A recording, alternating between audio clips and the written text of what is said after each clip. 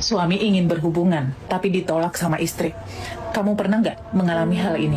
Kalau kamu sering menolak suamimu saat dia pengen dekat dengan kamu, maka catat baik-baik. Banyak orang selalu menganggap penyebab hancurnya rumah tangga itu hanya karena perselingkuhan dan pengkhianatan.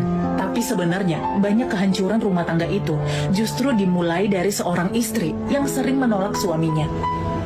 Biasanya, sebuah pernikahan menuju akhir akan melewati 3 tahap ini. Yang pertama, penolakan yang terlalu sering bisa membuat hati seorang suami dingin.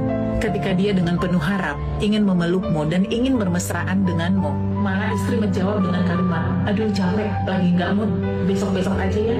Mungkin bagimu, itu adalah penolakan sepele. Tapi bagi seorang suami, itu bagaikan disiram dengan air dingin. Dan ketika penolakan menjadi kebiasaan, suami pun lama-lama akan mundur. Karena dia sudah merasa dingin, dan dia merasa bahwa dia sudah tidak dibutuhkan lagi. Tahap kedua, hati sudah dingin, lalu muncullah jarak. Awalnya setelah ditolak, suami mungkin masih bisa bercanda, atau sekedar menggoda. Tapi ketika dia mendengar kalimat, "Emang kamu gak bisa mikir ya selain hal itu?" maka dia akhirnya memilih diam. Sejak saat itu, dia lebih rela begadang sambil main game, keluar rumah sampai larut malam, daripada pulang ke rumah untuk menghadapi wajah dingin istrinya. Dan tahap ketiga, ketika rasa kecewa sudah menumpuk dan sudah terlalu banyak, dan dia merasa bahwa tidak ada harapan lagi, itu adalah saat perpisahan itu akan benar-benar terjadi. Sebenarnya semua itu, tanpa disadari, terjadi karena dorongan sikap istri yang terlalu sering mengabaikan dan menolak seorang suami.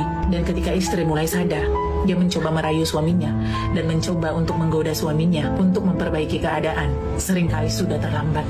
Maka dari itu, ketika ada masalah dalam rumah tangga, selesaikan dan bicarakanlah dengan komunikasi yang baik.